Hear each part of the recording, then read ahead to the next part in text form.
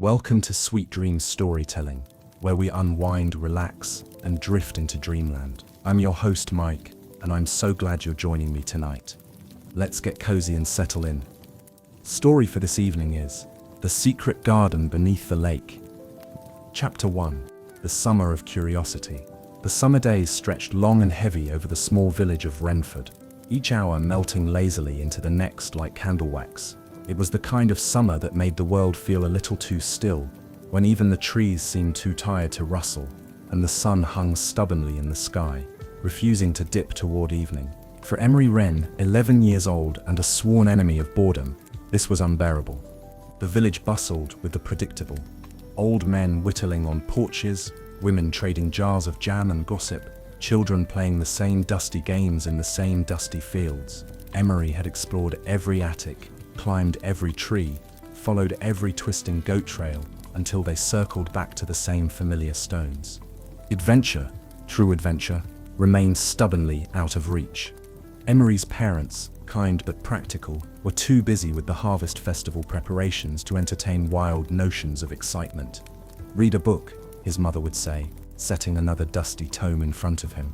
"Go help old Miss Greaves with his fence," his father would suggest, handing over a too large hammer. But Emery wanted something different, something thrilling, secret, maybe even a little dangerous, something that would make his heart pound the way it did in the stories he devoured under his blanket at night. It was on one particularly sweltering afternoon, when the very air seemed to buzz with invisible heat, that Emery first heard the whispers. He had wandered to the edge of the village, past the blackberry brambles and the old stone marker where generations of kids carved their initials. There, in the shade of the ancient willows, the old ones often gathered, leathery-skinned men and women, who claimed to remember things that everyone else had forgotten. Curiosity pricked at Emery when he heard his own name float from their cracked lips. He crept closer, crouching behind a curtain of ivy, careful not to snap a twig. "That Wren boy," a woman was saying, her voice like the crackle of dry leaves, "has the look of a wanderer. Mark my words, he'll find the lake before summer's end." "The lake," another scoffed. "Pah, nothing but stories to scare the little ones." But the first voice was adamant. "It's no story. Lake Liriath is real as you and me, clear as glass, deep as the sky, and wicked enough to steal a soul clean away." "Steal a soul?" A second voice sounded uneasy. If you linger too long under its spell," the old woman whispered, "you might forget the way home entirely." Emery's heart hammered in his chest. He dared not breathe too loudly. He had never heard of a Lake Liriath. The maps in the schoolhouse only showed the familiar Renford River and the muddy ponds where the village boys dared each other to swim. A hidden lake? A magical one? It sounded exactly like the kind of adventure he had been wishing for. The old ones soon drifted back into tales of crop blights and weather signs. The seed had already been planted deep in Emery's mind. That night, he lay awake in his little attic room, staring at the moonlight casting silver ladders on the floorboards. He imagined a lake like a sheet of crystal, water so clear you could see straight through to forgotten cities below. He imagined himself stepping into its depths, finding treasures no one else had dared to seek. In the morning, before the sun had fully burned away the mist, Emery packed a small satchel, a pocket knife, a half loaf of bread, a flask of water, and his father's old compass, a gift he was technically not supposed to borrow. He slipped out of the house on quiet feet, leaving only a note behind. "Gone exploring. Back soon." The mist curled around his ankles like a living thing as he crossed the fields, heading toward the woods where few ventured. He didn't know where the lake was. He didn't know if it was even real. But he knew this. Some places called to you, and Lake Liriath was calling him. Chapter 2. The Whispering Waters. The forest beyond Renford was older than memory itself. It was not the neat kind of forest that village children were allowed to play in, the ones with worn trails and laughing birds. No, this was the deep wood, the place where paths twisted strangely and roots clawed up from the earth like ancient fingers. Emery had only been near its edges before, warned time and again that the woods grew wild toward the west, where even the hunters hesitated to tread. But today, the trees seemed different. Today, they seemed almost welcoming. The mist clung low to the ground, swirling lazily as if reluctant to give up its secrets. Imri's boots were quickly dampened, but he pressed on, guided by instinct more than any map. He let his feet choose the way, stepping over fallen branches and weaving between gnarled trunks. Hours seemed to pass, or maybe it was only minutes. Time was slippery here. Every so often, Emery thought he heard it, a voice, faint as the sighing wind, whispering through the leaves. It wasn't words exactly, more like the hum of a song, half forgotten, tugging at the edge of his mind. It beckoned him forward, and without realizing, he began to follow the music deeper into the woods. The light changed as he walked. At first it was the dim green of a forest morning, but as he pressed farther in, a strange clarity took over, a kind of glowing brightness, though he could not find the source. It was as if the sunlight itself had condensed into tiny floating motes, hanging in the air like miniature stars. Then Emery heard it, a trickle of water, unmistakable. Relief surged through him, a stream, maybe a pond, a sign he was close. He hurried toward the sound, pushing aside the heavy ferns, until he stumbled through a dense thicket and gasped. Before him, cradled in a ring of willow trees, was a lake unlike anything he had ever seen. It was small, no wider than the village square, but its waters were impossibly clear, like a vast piece of glass set into the earth.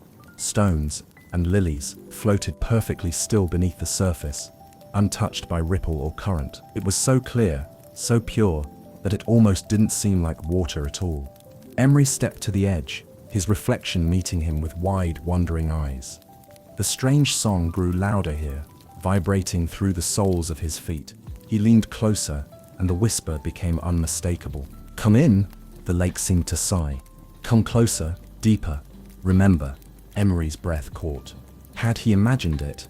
Surely water did not speak, not even in the wildest of fairy tales. But another voice seemed to answer, more real and familiar. The old woman's warning from yesterday, echoing in his memory, clear as glass, deep as the sky, and wicked enough to steal a soul. He hesitated. Fear prickled the back of his neck. But adventure is not the child of caution, and Emery had come too far to turn away now. He knelt at the water's edge and extended his hand, touching the surface with the tip of his fingers. The water was neither cold nor warm. It was alive. The instant his skin made contact, a pulse traveled up his arm, not painful, but electric, thrilling. The lake's surface shimmered like a waking eye, and the reflection twisted, showing not just himself, but strange glimpses of somewhere else. Towering gardens, colossal blooms, vines that shimmered like spun gold. Emery's heart thundered in his chest. There was a brief moment where he could have pulled back, could have turned and run home, pretended none of this ever happened. Instead, he chose to believe. With a deep breath, he rose, shrugged off his satchel, and towed off his boots. His clothes would dry, or they wouldn't. It didn't matter. Emery waded forward until the water lapped at his knee, and then, without thinking too much about it, he dove headfirst into the heart of the lake. For a split second, there was only the icy rush of water, the sound of bubbles, the weightlessness of the dive. But then something changed. The water thickened around him, not with mud or weeds, but with something brighter, something vast. He wasn't falling anymore. He was floating downward, as though the lake itself had swallowed him into a different kind of gravity. The world blurred into colors, deep blues, golds, soft purples. Figures shifted in the haze below, vines coiling, flowers blooming in slow-motion spirals. Soft lights winked around him like tiny fish made of starlight. Emery let out a breath of wonder, bubbles spiraling from his lips and rising up, or was it down? It was hard to tell anymore. The lake didn't follow the rules of the world he knew. Ahead, glowing faintly in the darkness, was a wide stone archway set into the lake bed, covered in silver moss. Beyond it, the world pulsed and shimmered, too bright to look at directly. The song was deafening now, vibrating through his chest like a drumbeat. It wasn't a trap. It was an invitation. As Emery passed through the archway, everything, water, sound, gravity, flipped inside out, and he tumbled, weightless, into the world hidden beneath the lake. Chapter 3: The Leap of Faith. At first, there was only darkness, not the heavy, suffocating kind, but a darkness soft and warm, like the inside of a dream. Emery floated weightless through it, his arms and legs drifting loosely around him, his heart pounding an excited rhythm in his chest. His breath should have been panicked, but somehow he could breathe. Or maybe he no longer needed to. The strange, glowing mist that had swirled through the lake now wrapped around him, guiding him forward like invisible hands. For a moment, Emery wondered if he had died. But no, he felt too alive for that. Every sense was sharper than it had ever been. He could hear the rush of blood in his ears, feel the tiny shifts of current brushing against his skin, taste a faint sweetness on the air, as if he were breathing in stardust. Then, just ahead, the darkness began to peel away. A faint light grew, golden and shimmering, like the first crack of dawn through a forest canopy. Emery kicked toward it instinctively, drawn by a hope he couldn't name. As he swam closer, the light sharpened, resolving into shapes. Archways of living vines twisted overhead, leaves the size of dinner plates rustling in a soundless breeze. Massive blossoms, radiant in colors Emery had no names for, colors that seemed to shift depending on how he looked at them, floated lazily, just out of reach. Spirals of luminous pollen drifted through the water, each mote casting a soft, silver glow. It was a garden, a vast, breathtaking, impossible garden, blooming in the depths of the lake. And somehow, impossibly, it was alive in a way no ordinary place had ever been. Emery felt his feet brush something solid. He looked down and realized he was standing, or something like it, on a soft, mossy surface. It wasn't mud or stone, but a living carpet of vibrant green that cushioned his steps. His body no longer floated awkwardly. It was as if gravity had returned, but gentler here, more forgiving. He took a tentative step forward. The air, or was it water still, shimmered around him, thick with the hum of unseen life. The path ahead was marked by smooth stones set like stepping stones across a small clearing. On either side, towering flowers bent their glowing faces toward him, petals opening wider as if watching him pass. Emery turned in a slow circle, his heart swelling with wonder. He had never seen anything so beautiful, so impossible. The trees soared overhead, their trunks woven from ropes of ivy and bark that glowed faintly from within. Birds with shimmering feathers like beaten metal flitted through the upper branches. Somewhere nearby, something chattered, a sound almost like laughter. The song that had drawn him here had softened now, settling into the background, a quiet, reassuring hum.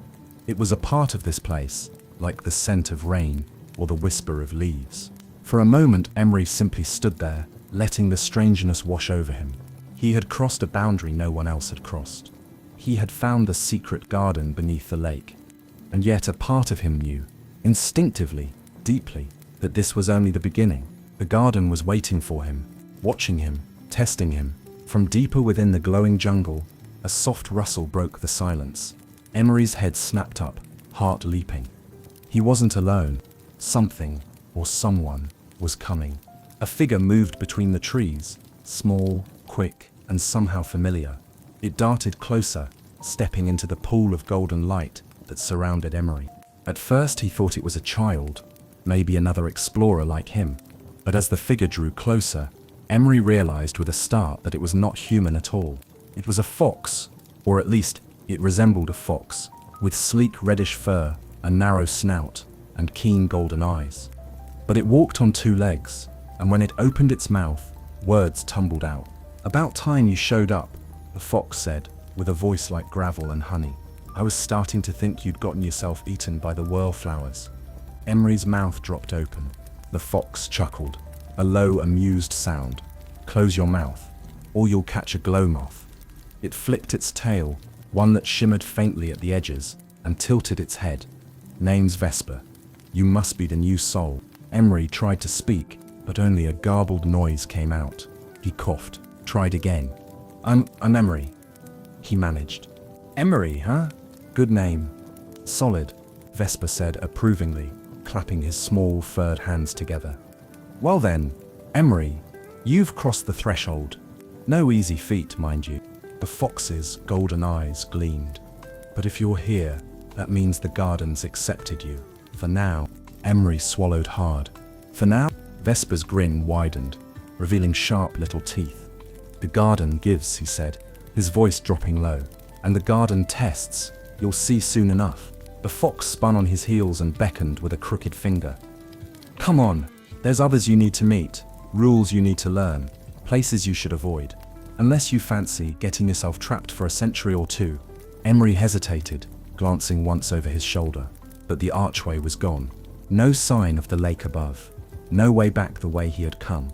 The only way forward was deeper into the garden, and into whatever secrets it held. He squared his shoulders, tightened the strap of his satchel, and followed Vesper into the glowing wilds. After all, he'd taken the leap. There was no turning back now. Chapter 4: Descent into Mystery. The path twisted and turned, narrowing into a tunnel of thick vines and enormous low-hanging blossoms that glowed with soft pulses of color. Lavender, turquoise, ember red. Emery followed Vesper closely, trying not to trip over the curling roots that sprawled like lazy serpents across the mossy ground. The deeper they went, the stranger the world became.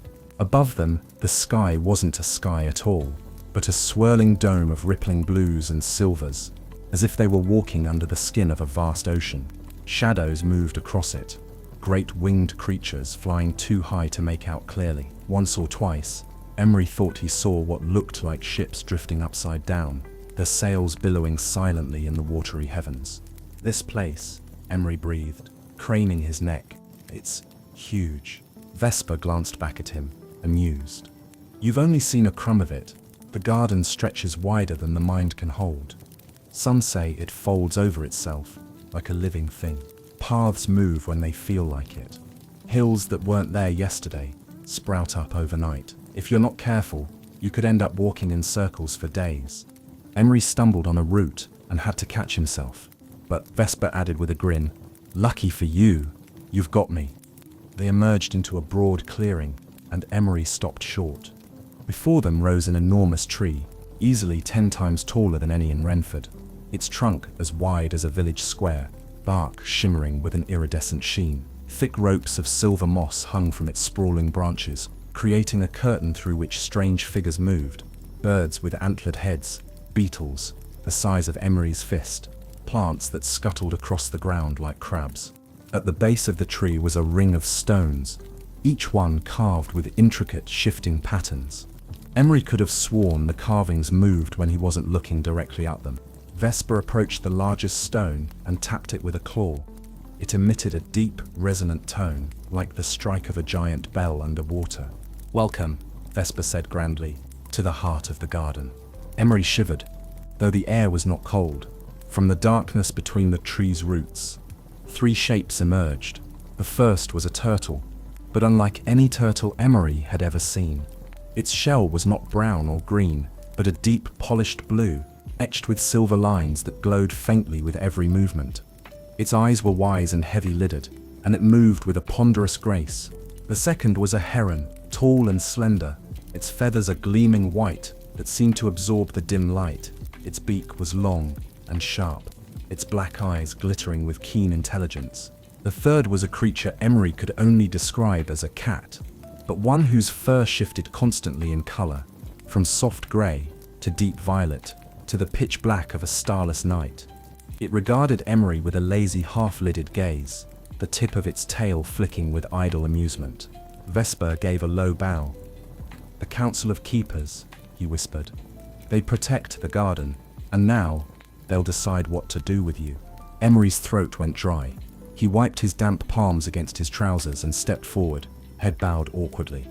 The turtle spoke first, his voice slow and resonant, as if coming from deep inside the earth. "Another child from above," he said. "Another wanderer. At least this one found the threshold properly," the heron added sharply. "No stumble through by accident." The cat yawned, showing rows of tiny, perfect teeth, or dragged by the garden itself. It hungers for new caretakers, whether they are willing or not. The turtle fixed Emery with a solemn gaze. "Do you know where you are, Emery Wren?" Emery shook his head. His voice felt very small when he spoke. "I found the lake, and it pulled me here."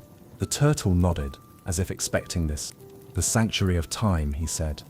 "The garden beyond the waters. A place between moments, between worlds. Few find it, fewer still leave it unchanged. Emery frowned. I don't understand. What is this place really? Why me? The heron stepped forward, her feathers rustling. You are a guest, she said, for now. But this place is not just a garden. It is alive. It listens. It remembers. It chooses. And it tests, the cat added, lazily licking a paw. Vesper, standing slightly behind Emery, leaned in and muttered, They mean you're part of it now, like it or not. The turtle continued, ignoring the interruption. You must learn its rules if you wish to survive here. Respect the living things, tread lightly, trust the garden's signs. And his voice deepened gravely. Never, never stray beyond the thorn gate. Emery's ears pricked at that. Thorn gate. He remembered the old stories, half-forgotten fairy tales of forbidden doors, secret thresholds, places you must never cross. He swallowed hard. What's beyond the thorn gate? For the first time, the turtle's expression darkened.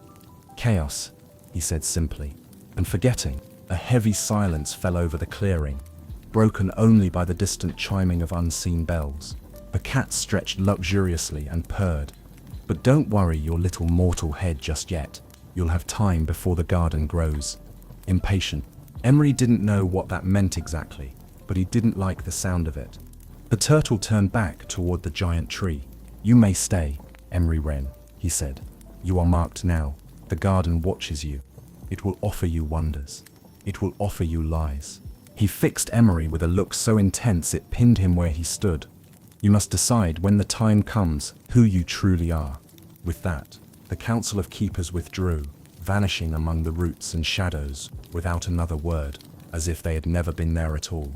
Vesper clapped his hands together, breaking the heavy atmosphere. Well, he said cheerfully, now that the grim formalities are out of the way, come on, let's get you a proper place to sleep. You'll need your strength. Tomorrow we start your first lessons. Lessons, Emery echoed, dazed. Vesper winked. You didn't think it was all flowers and strolls, did you? The fox trotted off down another twisting path, his tail flickering like a candle flame. Emery hesitated for just a moment, feeling the eyes of the garden, thousands of invisible watchers pressing on him from every direction. Then, squaring his shoulders, he followed Vesper into the deeper reaches of the glowing world, his heart a wild mixture of excitement and dread. He had stepped through the doorway. Now there was no way but forward. Chapter 5. The Blooming Depths. The garden seemed endless. As Emery followed Vesper deeper along the winding paths, the world around him unfolded into vast, breathtaking vistas of impossible beauty and subtle danger. The air shimmered with a faint golden mist, and every step Emery took sent tiny glittering motes swirling up from the mossy ground. It was like walking through a living dream, where each breath tasted faintly of honeysuckle and rain. Vesper led the way confidently, his small paws silent on the moss. Every now and then, the fox would glance over his shoulder to make sure Emery was keeping up, his eyes gleaming with quiet amusement. Keep close, Vesper warned once, when Emery lagged behind to marvel at a particularly strange tree. Its bark pulsed with a heartbeat rhythm, and tiny blossoms floated around its trunk like lazy moons. The garden's curious about you. It likes to play, but its games aren't always fair. Emery hurried back to his side. They crossed a wide meadow where the grass grew in colors Emery had no name for, shifting from silver to pale green to deep violet underfoot. In the center of the meadow stood a flower larger than a house, its petals opening and closing slowly, breathing in a rhythm all its own. As they passed, the flower released a soft sigh, a warm, sweet-smelling mist that made Emery's head swim pleasantly. Vesper snapped his fingers sharply. Don't breathe too much of that. Dreamvine spores. You'll start forgetting which way is up. Emery coughed and waved the mist away, blinking hard. Already the world had started to blur and tilt slightly. Lesson 1, Vesper said, as they continued walking. Not everything pretty here is harmless. Remember that. The landscape shifted again, without warning, as if the ground itself rearranged when they weren't looking. Now they walked beside a river of molten gold that flowed uphill, its banks lined with crystal reeds that chimed like tiny bells in the soft breeze. Strange creatures swam through the golden currents, translucent, shimmering things with too many eyes or none at all. Once, Emery spotted a bridge made entirely of spider silk, spanning a chasm filled with floating islands that bobbed like balloons. He had to resist the urge to run across and explore, especially when a faint giggling echoed from the islands. But Vesper's sharp glance kept him in line. "The garden tempts you," Vesper said. "It's not cruel, exactly. It's testing, trying to find your cracks." Emery swallowed. He thought of the Council of Keepers, the turtle's grave warning. It offers wonders. It offers lies. They paused at the edge of a dense glade where the trees grew impossibly tall and thin, their silver trunks stretching so high they disappeared into a misty, glowing canopy. Flowers, the size of Emery's hands, floated in the air like jellyfish, their tendrils trailing sparkling dust behind them. "This," Vesper said, spreading his arms grandly, "is the blooming depths, the garden's oldest heart, its soul." Emery turned in a slow circle, awestruck. The blooming depths were unlike any garden Emery had ever imagined. It wasn't manicured or tame like the village gardens back home. It was wild, alive, a tangle of beauty and strangeness that defied any attempt to control it. Flowers grew on the backs of enormous turtles drifting through the air. Vines coiled and writhed like serpents, weaving bridges between the trees. Tiny winged creatures buzzed past Emery's head, laughing in voices too high to understand. When he looked closer, he realized they were not insects at all, but miniature people with translucent wings and bright thorny crowns. Vesper watched him carefully. "Most newcomers lose their minds here," he said cheerfully. "Fall into a flower, wander into a song, forget their own names." Emery tore his gaze away from a floating spiral of blue roses that seemed to whisper his name. "I won't," he said, with more confidence than he felt. Vesper grinned, sharp and approving. "Good. You'll need that stubbornness." They moved deeper still. At the very center of the depths stood a fountain, if it could be called that, made of water that flowed upward, twisting into endless impossible shapes before falling back down. Around it grew a ring of flowers unlike any Emery had ever seen. They glowed with a light that was almost too bright to look at. Petals thin as dreams, colors shifting with every heartbeat. Vesper stopped just short of the ring. "This," he said, voice softening, "is the wellspring." Emery stared, entranced. "The wellspring is the garden's heartblood," Vesper continued. "It keeps this place alive. It sings to everything here. The trees, the rivers, the creatures, even us." Emery leaned closer. He could feel it now, a low hum vibrating through the soles of his feet, rising up his spine. It was not a sound you could hear with your ears, but one you felt inside your bones. "The wellspring remembers," Vesper said, eyes darkening. "It carries every memory, every joy, every sorrow that has ever touched the garden. It watched." Emery shivered. He felt a strange tugging at the edge of his mind, a gentle pull, like fingers brushing his thoughts. Images flashed across his mind's eye.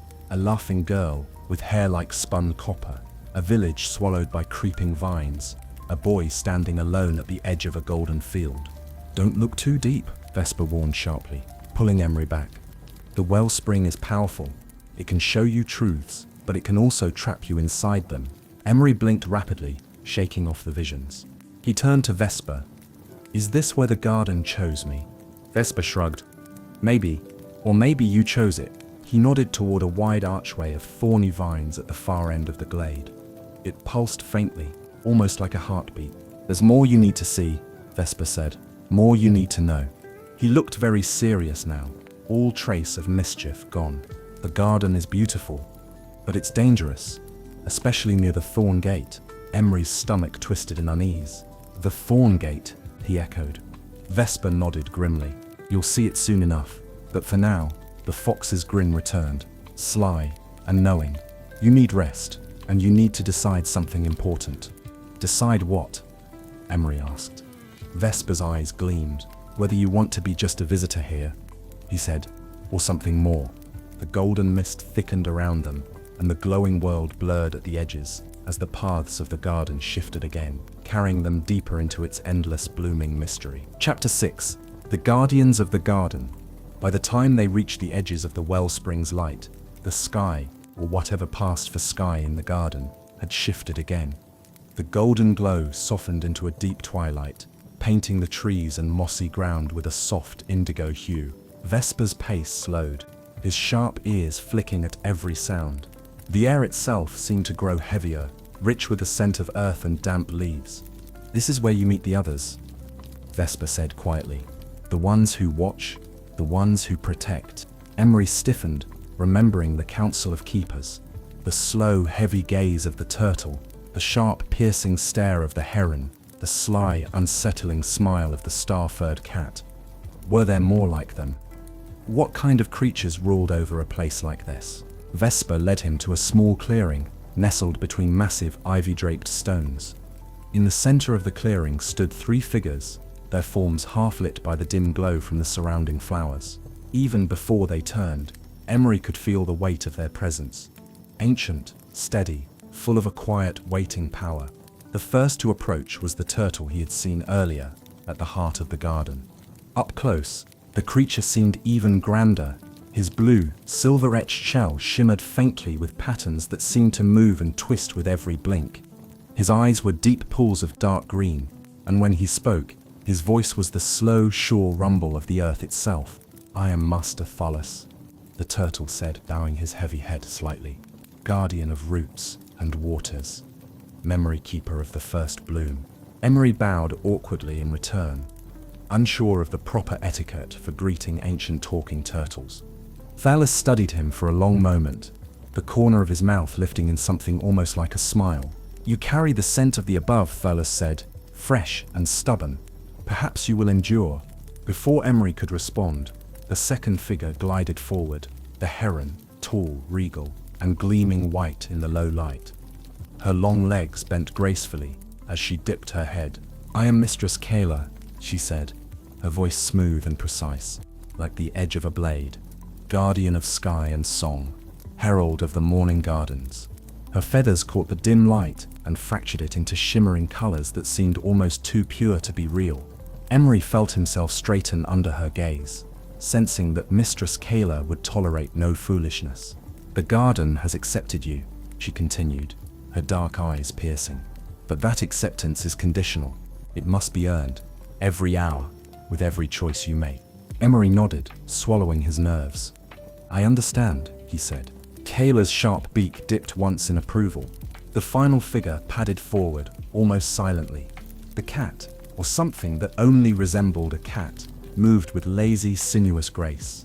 Its fur shimmered constantly, black to violet to smoky silver, and its green eyes gleamed with unsettling intelligence. "I am called Shade," it said, voice low and purring. "Guardian of secrets and shadows, keeper of forgotten paths." It circled Emery once, lightly brushing its tail against his leg, and Emery felt a shiver run up his spine, as if 100 hidden eyes had opened along his skin. Shade paused, gazing up at him with an amused glint. "And you," it said, "are an interesting wrinkle in the garden's patterns." Vesper smirked at Emery's bewildered expression. "They like you," he said under his breath. "That's rare." Emery wasn't so sure. The way the three guardians watched him made him feel like a puzzle piece jammed into the wrong picture.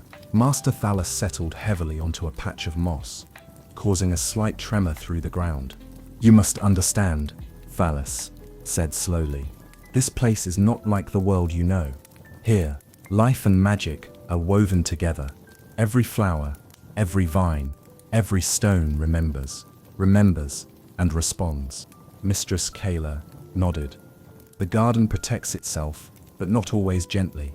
It chooses guardians to guide and defend it when balance threatens to break." Shade purred softly. "And sometimes, when new blood is needed." Emery shivered again. "So what do you want me to do?" he asked, voice steadier than he felt. Master Thalus blinked slowly. "For now, you are to learn. You will observe. You will listen. You will walk the paths, and know the songs. In time, you may be asked to act, to mend, to guard, to choose." Mistress Kayla's feathers flared slightly. "You will be tested." Shade's smile was slow and unsettling.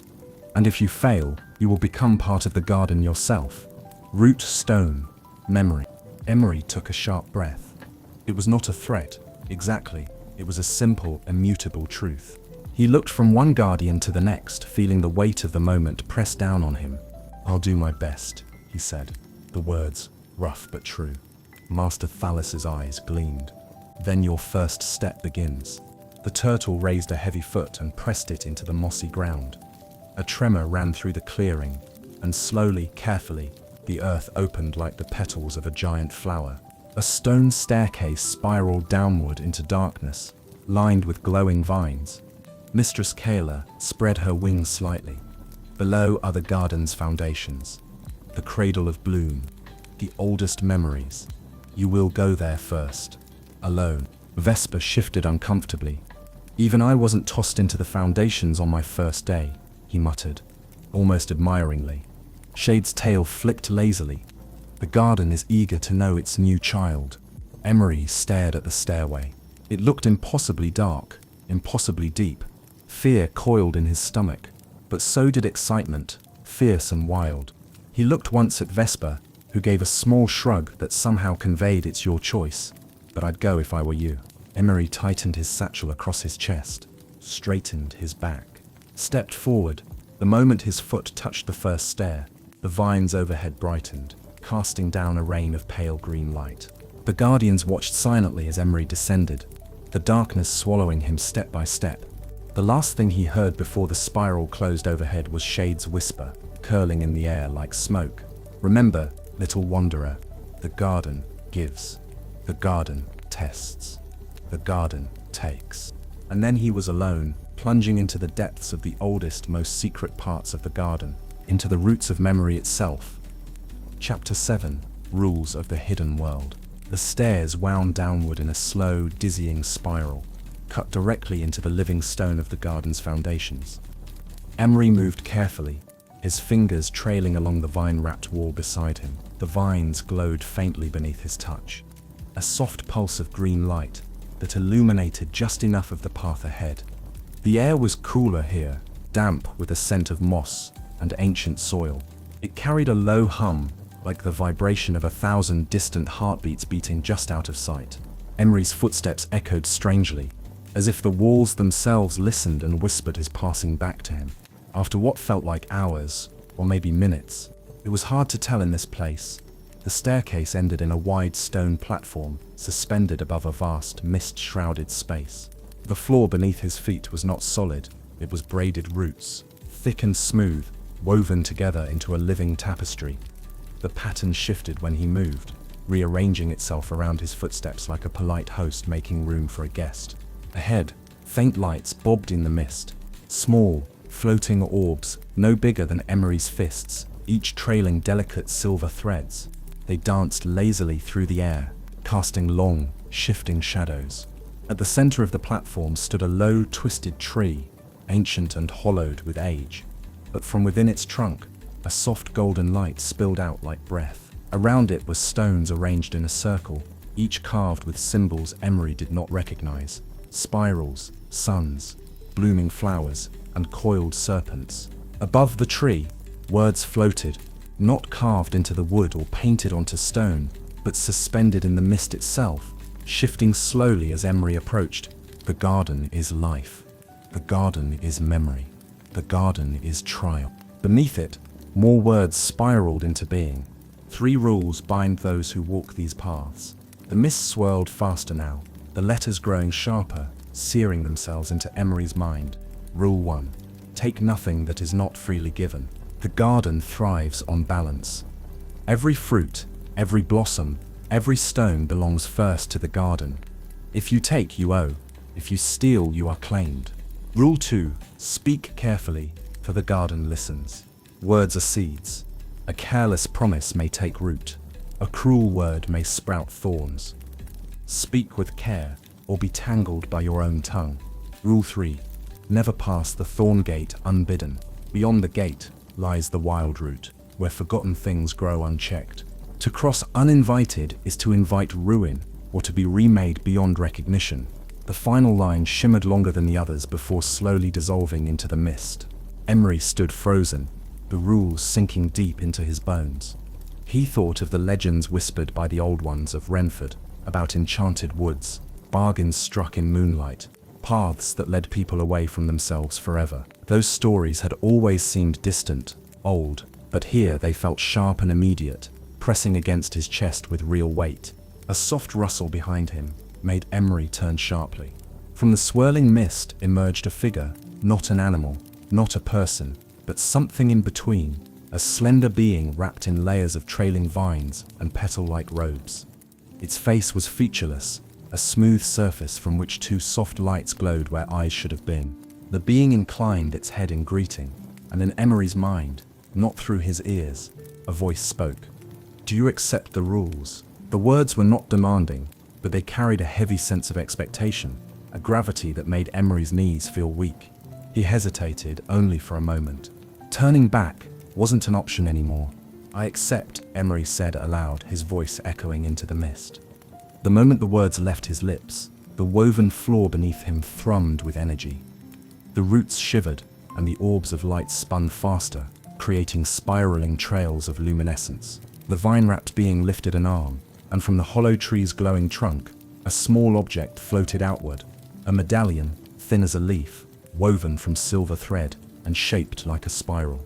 It drifted through the air toward Emery, hovering just above his hands. Trembling slightly, Emery reached out and took it. The moment his fingers closed around it, the medallion melted into his palm, leaving behind a faint spiral mark that pulsed once before fading into his skin. The being's light-drenched eyes regarded him silently for a long heartbeat. Then it bowed once more and vanished into the mist, its presence evaporating like dew in morning light. Alone now, Emery stood at the heart of the garden's oldest depths, marked, bound by its rules, accepted into its memory. Somewhere in the mist he heard the faint tolling of unseen bells, not alarming, but solemn, ceremonial. It was done. A low, familiar voice broke the heavy silence. "Well, congratulations," Vesper said, stepping out from the mist, with an approving nod. "You're officially one of us now." Emery exhaled sharply, only just realizing he had been holding his breath. Vesper grinned, his tail flicking with excitement. "Now the real fun starts." He pointed toward a glowing archway that had materialized on the far side of the platform, a gate woven of flowering vines and twinkling stars. "Your lessons begin tomorrow," Vesper said. "But tonight, you rest. You'll need it." Emery followed him toward the archway, his heart pounding with a wild mixture of awe and anxiety. He had stepped into a place beyond all maps, beyond all stories, a place where even words had roots and promises grew teeth. He had accepted the rules. Now he would have to live by them. And in the depths of the garden, hidden in the soil, coiled in the vines, something ancient and patient turned its gaze toward him, watching, waiting. Chapter 8. The Festival of Lights. By the time Emery stepped through the archway of flowering vines, the sky, or whatever passed for the sky in the garden, had shifted again, now a deep velvet blue scattered with countless shimmering stars. Yet none of the stars sat still. They danced, drifting slowly across the heavens like living things, weaving intricate patterns above the glowing trees and silver rivers. "Come on," Vesper called, his voice carrying a rare edge of excitement. "We don't want to miss it."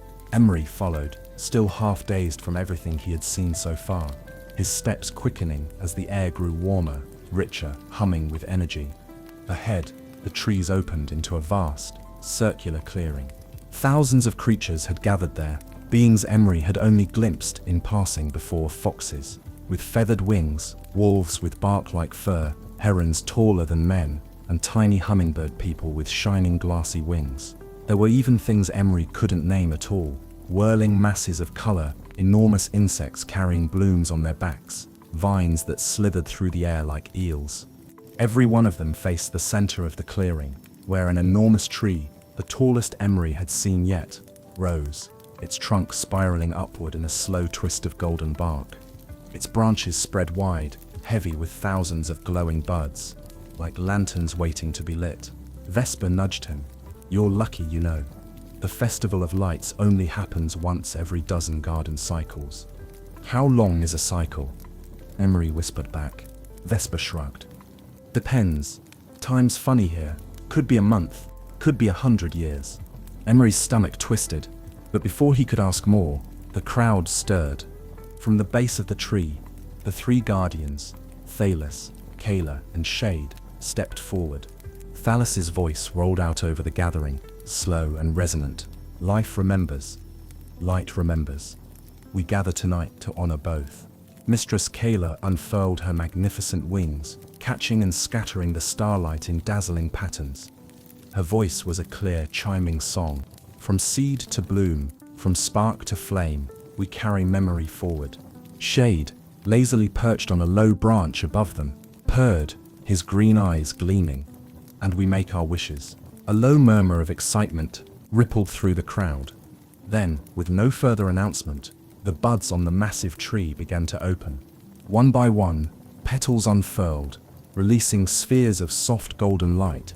The orbs rose slowly into the air, trailing sparkling dust behind them. Hundreds, then thousands, floated up into the starry sky, merging with the living constellations above. Emery gasped aloud, wonder flooding him. It was the most beautiful thing he had ever seen. The air shimmered with music, no instruments Emery could see, just pure sound woven from the voices of the garden itself. The rustle of leaves, the murmur of flowing water, the calls of distant creatures. Vesper leaned in, his voice low and serious. Each light carries a memory, a hope, a piece of someone's heart. You can send one too, if you're ready. Emery looked up at the drifting lights, feeling their pull. His chest tightened painfully. A memory floated to the surface, not of the garden, but of home. The feel of the kitchen in the early mornings, warm and messy with the smell of baking bread. The sound of his mother laughing at something his father said. Sunlight in her hair. The old oak tree outside his window, where he had hidden his first secret note. The feeling of wanting more, and the fear of losing what he already had. Emery swallowed hard. He didn't want to forget. He didn't want the garden to take those memories away. How do I send one? He asked quietly. Vesper grinned. You just have to let it go. It sounded so simple. It wasn't. Emery closed his eyes and placed his hand over his heart. He thought of home, not just the memories, but the love woven into every crooked floorboard, every worn path, every awkward hug. He thought of how much he missed it already. A soft warmth spread through his chest, flowing down his arm to his fingertips. When he opened his eyes, a small bud of golden light hovered above his palm, pulsing gently like a heartbeat. Vesper watched him with a strangely solemn expression. Now, the fox said, give it to the garden. Emery cupped the light carefully and lifted it toward the sky. The orb trembled, then floated free, rising into the air, joining the others in their slow, celestial dance. For a moment, it lingered lower than the rest, spinning lazily, and Emery thought he glimpsed images inside it. The kitchen, the oak tree, his parents' smiles. Then the light flared brighter and shot upward, vanishing among the stars. Emery felt a strange sensation, not sadness exactly, but a kind of bittersweet relief, like the feeling after crying and knowing it was right to have done so. The garden accepted his offering. All around him, other beings released their own lights, some joyously, some with trembling hands, some with proud, fierce faces. The sky bloomed with their memories, weaving a tapestry of lives that stretched far beyond anything Emery could comprehend. The festival continued deep into the endless night. There was food, strange fruits that sang when bitten, pastries filled with light instead of jam. There were dances, slow, spiraling movements that made the air itself shimmer in sympathy. There were songs, wordless and haunting, carried on the currents of the garden's breath. At some point, Emery found himself sitting on a soft cushion of moss, his head tipped back to watch the swirling lights. Vesper sprawled beside him, gnawing lazily on something that looked like a candied flower. You're still thinking about it, the fox said without looking at him. Yeah, Emery admitted. About home, about what I gave up. You didn't give it up, Vesper said, flicking an ear. You shared it. It's part of the garden now, part of you too. Emery nodded slowly, unsure if he felt comforted or more alone than ever. The fox's golden eyes glinted as he added, almost casually, just remember, memories here are seeds. What you plant will grow. What you leave behind will change you. Emery stared at the sky, feeling the truth of those words settle into him like a second skin. He had crossed into a world that would not, could not, leave him the same. And somewhere out there, Past the drifting lights and blooming stars, the garden continued to shift and stir, watching, waiting, preparing for the next test. But tonight, under the festival's endless lights, Emery allowed himself to simply sit still, for the first time in what felt like forever. He wasn't sure what tomorrow would bring, but for now, for this one night, he was exactly where he was meant to be. Chapter 9: Friendships and Fears. The Festival of Lights faded into a soft, lingering glow across the garden's dreamlike night. Even after the songs quieted and the creatures drifted back into the shifting woods and rivers, the floating lights remained overhead, bobbing lazily among the stars. They gave off a warmth that soaked into the very ground, into the moss, the trees, and even Emery's skin. But as the wonder ebbed, a strange, almost hollow ache filled the spaces it left behind. Emery sat with his knees drawn up, watching the last of the memory lights spiral out of sight. Around him, the garden had fallen silent, not a heavy, ominous silence, but the gentle quiet that follows great joy, as if the whole place was breathing out at once. Vesper stayed beside him, occasionally flicking an ear at the distant sounds of other creatures disappearing into the undergrowth. He said nothing, simply sharing the silence. It was Vesper who finally broke the stillness, tossing the remains of his candied flower into the underbrush, and standing with a lazy stretch. "Come on," he said, giving Emery a nudge with his tail. "We've got a long walk to the roosts." "Roosts?" Emery repeated, climbing to his feet and brushing moss from his trousers. Vesper grinned. "Where the newcomers stay. Not forever, if you're smart, but long enough to grow some roots." Figuratively speaking, they set off along a winding path, lit by soft, bioluminescent moss. The woods closed in again around them, less grand and bright now, more intimate, darker. Strange sounds echoed from deeper within the trees, soft scuttlings, faint whispers, the occasional sharp snap of a twig. The awe of the festival faded with each step, replaced by an itch at the back of Emery's mind, a gnawing sense that beauty wasn't the only thing alive in this place. "Is it always this quiet after the festival?" Emery asked, his voice low. Vesper's ears twitched. "For a while, yeah. The garden dreams big dreams after a festival. Everything goes still, waiting for something new to sprout." Emery thought of the wellsprings hewn deep beneath the garden, the slow pulse of ancient memory growing and weaving through every root and leaf. "What about the thorn gate?" he asked suddenly, unable to keep the question bottled up any longer. Vesper's body stiffened almost imperceptibly, but he kept walking. "Thorn gate's not part of the festival," he said, voice clipped. "Not part of the celebrating. It's old. Older than the garden, some say. We don't go near it if we can help it. But what's behind it?" Vesper didn't answer right away. When he finally spoke, his voice was softer, darker. "Everything the garden forgets. Everything it fears." They walked in silence after that. The path led them to a gentle rise, where the trees opened into a small village-like clearing. Woven huts hung suspended from massive low branches, connected by swaying rope bridges made of vines and thick leaves. Tiny lanterns floated around the huts, casting shifting patterns of gold and green across the glade. A few creatures lounged in hammocks or crouched around low fires, their voices low and murmuring.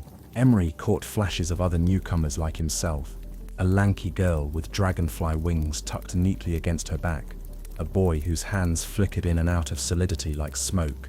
"This is Roost Hollow," Vesper said. "Temporary home for those who aren't quite planted yet." He led Emery to a small hut near the edge of the clearing, low and round, its door woven from silvery vines. "You'll stay here," Vesper said. "Get some sleep. Tomorrow your lessons start for real." Emery hesitated at the door. He wasn't sure why, but the edges of the clearing seemed to ripple faintly, a breath of cold air threading between the trees. He turned back to Vesper. "You'll be nearby?" Vesper gave a crooked smile. "Close enough to hear if you start screaming." Emery couldn't tell if he was joking. The fox's face softened slightly. "You're safe here, Emery, as long as you remember the rules."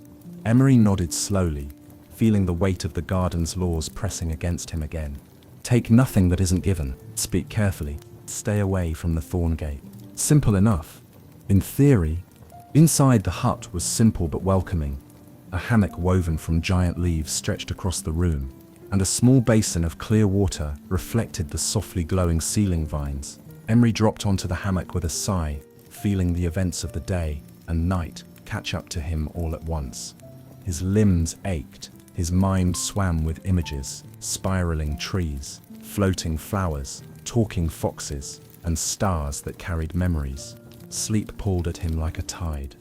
As he drifted toward unconsciousness, Emery thought he heard something, a voice not spoken aloud, but whispering at the edge of hearing, threading through the walls of his hut. A soft, urgent whisper. Do not trust the roots that whisper. Not all things growing here grow true. He bolted upright, heart hammering. The clearing was silent, the hammock swaying gently under him. Had it been a dream, a warning, or simply the garden testing him again? Emery lay back down, pulling a blanket of moss over himself. Even in his exhaustion, one truth clung to him like a thorn caught in cloth. Beneath all its wonders, the garden was watching him, and it was not all friendly. Tomorrow, the real lessons would begin. And Emery had the sudden, uneasy feeling that lessons in the garden were not always meant to be survived. Chapter 10. The Locked Gate. The next morning, if it could be called morning, given the strange, timeless drift of light in the garden, Emery woke to the sound of Vesper scratching at the door of his hut. Up, Slugfoot, Vesper called cheerfully. The garden waits for no sleepyheads. Groggy but curious, Emery threw on a tunic woven from soft reeds, a gift left at the foot of his hammock during the night, and stumbled out into the clearing. The garden's light had shifted again, painted now in soft pastels of pink and pale gold. Wisps of mist floated just above the ground, and the scent of sweet herbs filled the air. Vesper was waiting for him, perched atop a crooked fence woven from vines. First lesson today, the fox announced, flicking his tail. Orientation. You need to learn your boundaries. Emery rubbed his eyes. Boundaries. Paths you can walk, places you shouldn't, Vesper said, dropping lightly from the fence. And most importantly, his voice dropped into a mock-serious whisper. Places you must never go. Emery followed as Vesper trotted off into the woods, winding through thickets of giant ferns and past pools that shimmered with liquid starlight. The deeper they went, the quieter the garden became. Here, the trees grew closer together, their trunks thicker, their leaves a darker green tinged with purple veins. The ground was soft and damp, and patches of black moss clung to the stones and roots. Emery noticed small details he hadn't seen before. Broken branches that oozed a dark sap-like fluid, twisted flowers that closed tightly when they passed, as if hiding themselves. The air was cooler too, and heavier. After a long walk they reached a ridge, where the trees thinned out, and the ground sloped sharply downward. Beyond it lay a hollowed-out basin, cloaked in perpetual shadow. In the center of the hollow stood a gate. Even from a distance, Emery could feel its presence, a cold pressure against his skin. The gate was made of living thorns, thick, black vines twisted together so tightly that not even light could slip through. The thorns were massive, longer than Emery's arms, and wickedly sharp, gleaming faintly in the dim air. Ancient iron bands encircled the gate, covered in rust and strange glyphs that seemed to crawl along the metal if he stared too long. And at its center, a massive lock shaped like a blooming flower sat embedded into the vines. Closed tightly, it pulsed, almost like it was breathing. Vesper halted at the top of the ridge and sat down, his golden eyes serious. There it is, he said, the thorn gate. Emery swallowed hard. Even from here, the gate radiated wrongness, a wrongness masked by beauty, like a poisonous plant pretending to be harmless. It looks alive, Emery said, voice hushed. It is, Vesper said grimly, in its own way. They stood there for a long moment, gazing down at it. Finally, Vesper turned to him, his voice hardening. Listen close, Emery. This is important. The gate is sealed, for a reason. Long ago, something came into the garden, something not meant to grow here, something wild. The garden locked it away, deep beyond the roots. Emery tore his eyes away from the gate's hypnotic spirals. What is it? He asked. Vesper's ears flattened slightly. Nobody knows anymore, or if they do, they don't talk about it. The garden remembers, but it doesn't always tell. Emery felt a chill creep down his spine. And if someone opens it? Vesper's tail lashed once. Then the thing inside would wake, and it would not care for balance. It would devour memory, twist roots, turn every living thing into something else. The fox's eyes locked onto his. That's why we guard it. That's why the rules exist. Emery nodded slowly, the weight of it settling into his chest. This wasn't just some old forbidden place, a fairy tale warning to scare curious children. The danger was real, and yet, as they stood there, Emery felt a strange, almost magnetic pull toward the gate, a hum in his bones that whispered of secrets and forgotten power, as if it knew him, as if it was waiting. Vesper must have seen something on Emery's face, because he stepped in front of him, tail flicking. "Don't even think about it," Vesper said sharply. "The thorn gate isn't just locked by vines and iron, it's locked by the garden's will. If you try to force it, the garden will turn on you." He pointed at the twisted woods around them. "The paths here, they can shift, swallow you up, bury you under 100 years of roots before anyone even notices you're gone." Emery shivered. "I won't go near it," he said firmly, pushing down the whisper in his mind, the whisper that spoke of discovery, of daring, of what if. Vesper studied him for a long moment before nodding, satisfied. "Good," he said. "You'll need to remember that." They turned away from the hollow, and Emery let out a breath he hadn't realized he'd been holding. As they retraced their steps, Emery kept glancing back over his shoulder. The thorn gate sat unmoving in its cradle of darkness, the vines pulsing faintly, waiting, watching. And though Emery turned his back on it, a tiny stubborn spark of curiosity remained lodged in his chest, a seed planted without permission, one that he feared might grow whether he wanted it to or not. Chapter 11. Echoes of the Past. The garden's light shifted again as Emery and Vesper made their way back from the thorn gate. The gentle pastels of the morning deepened into a dusky lavender, and a chill threaded through the once warm air. Tiny glowing spores floated down from the high branches, like soft snow, clinging to Emery's hair and shoulders. But he barely noticed. He couldn't stop thinking about the gate. Even with Vesper's warnings echoing in his mind, the image of those massive twisted thorns burned behind his eyes. The way the lock pulsed, the strange magnetic hum that seemed to call to him. It was wrong, and yet, a part of him was drawn to it, just like he'd been drawn to the lake itself. A pull he couldn't entirely explain. "You're too quiet," Vesper said suddenly, breaking into his thoughts. "I'm just tired," Emery lied. The fox gave him a sidelong glance, clearly unconvinced, but said nothing more. They returned to Roost Hollow, in time for a simple meal of roasted root fruits and berry juice. The clearing bustled with quiet activity. A group of newcomers learned to weave vine bridges under Mistress Kayla's sharp-eyed supervision, while others tended strange gardens where flowers grew upside down and vines responded to whispered songs. But Emery felt out of step with it all, distant, distracted. After eating, he slipped away from the others, needing space to think. Vesper saw him go, but didn't follow. The garden was quieter here on the outskirts, less cultivated. The paths narrowed and wound through thickets of tall grass and crooked trees. Emery wandered without purpose, letting his feet choose the way. Soon, the sounds of Roost Hollow faded behind him. He found himself standing before a grove of stone pillars, ancient cracked monoliths covered in moss and trailing ivy. They jutted out of the ground like broken teeth, silent and still. Curious, Emery approached. As he drew closer, he saw that each pillar was etched with carvings, not the shifting glyphs he'd seen on the thorn gate, but simpler, cruder marks, names, symbols, childish drawings, dozens of them. He ran his fingers lightly over a name carved into the nearest stone. Neri of the Lilies. Beneath it, a small drawing of a flower, delicate and carefully etched. He moved to the next pillar, Corin the Quick, a rough sketch of a fox-like creature running at impossible speed. Another, Lyra dreaming, an image of a girl curled into a blooming vine, asleep, and another, each name different, each carving unique, each one small. Children. Emery felt a slow, cold sinking in his chest. These weren't just markers, they were memorials.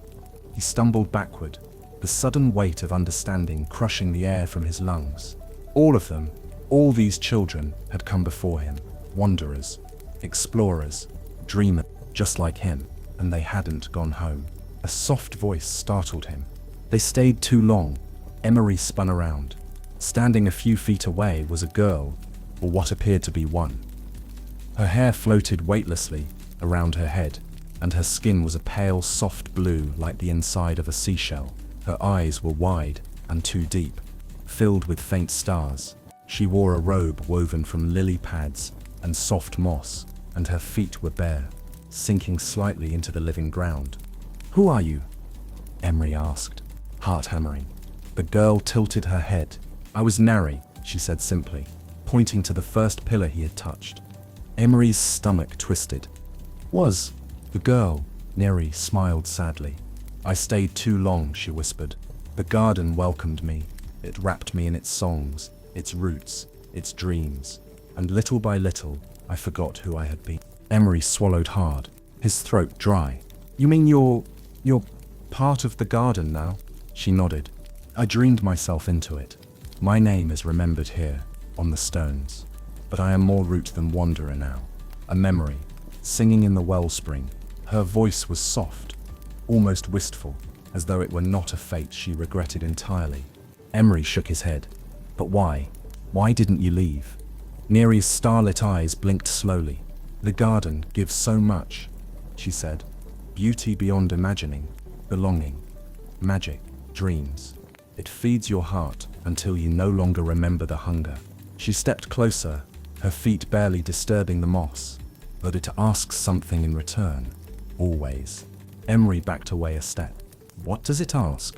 Neri smiled again, a sad, faraway smile. "Everything." The mist thickened around her, and when Emery blinked, she was gone. Only the pillars remained, silent witnesses to those who had come before him. The distant slow tolling of a bell, soft, mournful, drifted through the trees. Emery stood there for a long time, heart pounding, the weight of the garden's hidden cost settling heavily on his shoulders. He thought of the thorn gate, pulsing in its hollow, of the garden's endless beauty and its endless hunger, and for the first time he wondered if he had made a terrible mistake by diving into the lake. If the garden was not just a sanctuary, but a beautiful living trap. Somewhere far off, a breeze stirred the trees, and he could have sworn he heard Neri's voice, soft and sorrowful. "Remember your name, Emery Wren. Remember who you are." Because if he didn't, if he let the garden steal it from him, he feared he would become just another pillar, another whisper in the roots, another forgotten echo of the past. Chapter 12. The Forbidden Flower. The discovery of the stone grove lingered in Emery's mind like a bruise. Even as he returned to Roost Hollow, even as he pretended to eat, to laugh at Vesper's jests, to listen during the lessons with Mistress Kayla and Master Thallus, the memory gnawed at him. The pillars, the names, the faded, ghostly figure of Neri warning him with sorrowful eyes. He hadn't told anyone about what he'd seen. Not Vesper, not even Shade, who always seemed to know when he was hiding something. It felt too big, too terrible, and somehow it felt like a secret the garden wanted him to keep. As days, or maybe weeks, passed, Emery grew restless.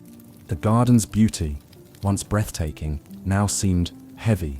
Every shining flower, every shimmering river, every laughing spirit in the trees, all of it layered over something darker, something hungry.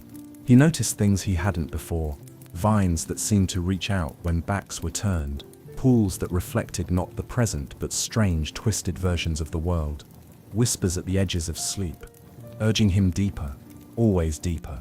And sometimes, when he closed his eyes, he saw the thorn gate again, pulsing in the darkness like a wind. It called to him. One evening, after another long, meandering lesson about the songs of the garden's rivers, Emery found himself wandering away from Roost Hollow. It wasn't deliberate, or at least that's what he told himself. His feet simply chose a path, and he followed. The woods thickened, shadows deepening, even though no true night ever fell here. The flowers grew stranger, their colors sharper, their scents almost dizzying. And then, through a break in the trees, Emery saw it, a clearing. In the center, a single flower stood, unlike anything he had ever seen in the garden. It towered taller than he was, growing from a bed of black soil untouched by any other plant. Its stem was silver white, gleaming faintly in the gloom, and its petals were a deep, impossible black that seemed to drink in the surrounding light. At its heart pulsed a soft glow, not golden like the wellspring, but a cold, bluish silver, like moonlight trapped inside a prison. The flower was beautiful, terrible, wrong. Emery stepped into the clearing almost without thinking. The garden's hum, ever present in the background, faded to a low, watchful silence. He took another step closer. The air here felt different, thin and sharp, charged like the moments before a summer storm. His heart pounded wildly in his chest.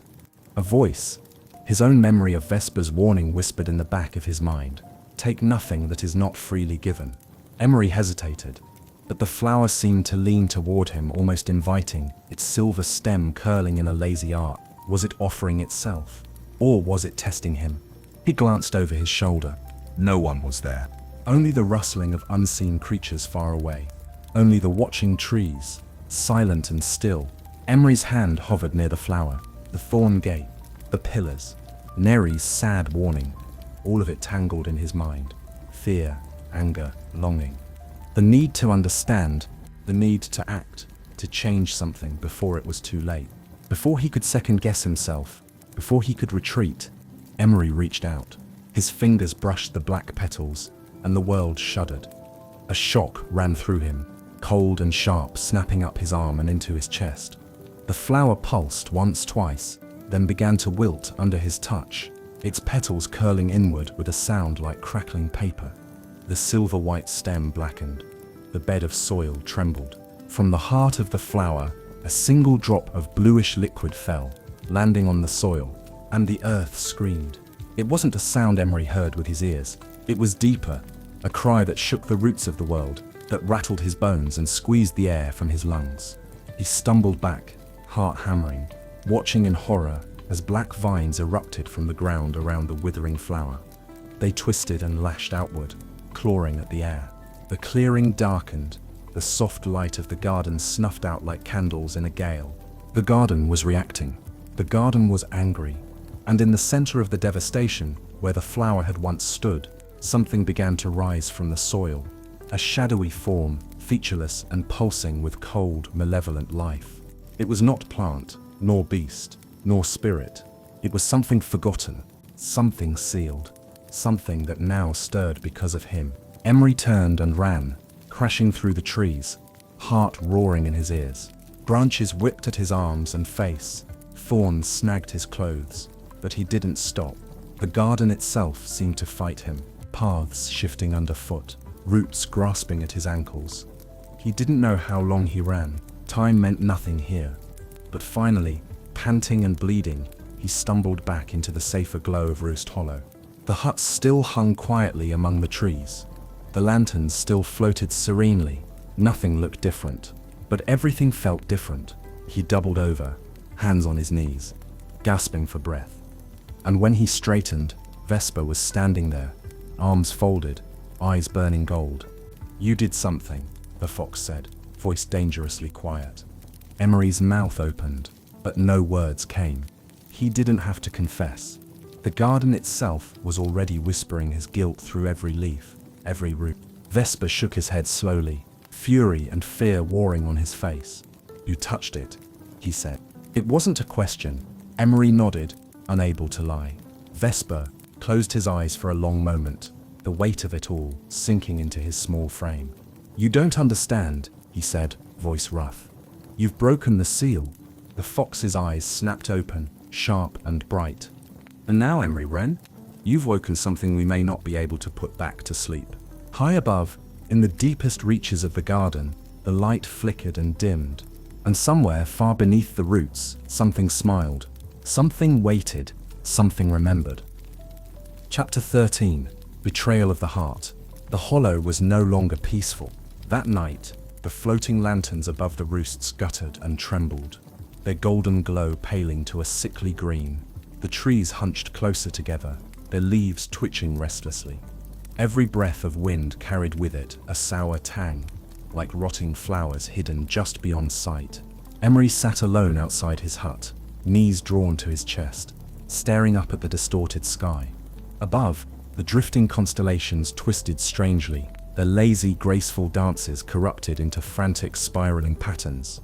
Stars blinked out and reappeared in wrong places, breaking apart ancient shapes older than memory. And he knew it was because of him. The garden was sick because of what he had touched, because of what he had awakened. He squeezed his eyes shut, but he couldn't block out the images, the black vines erupting, the dying flower, the cold pulse of the thing rising from the ground. He had thought he could handle it. He had thought that if he just understood the garden's secrets, he could stay ahead of them.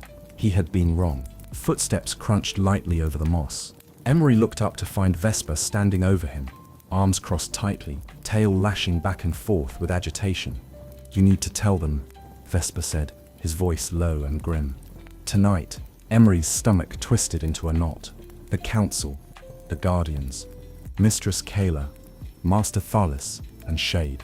He pictured their faces, stern, ancient, full of knowing, and the thought of standing before them, confessing his failure, filled him with cold dread. "I can fix it," Emery said desperately. "I just need more time."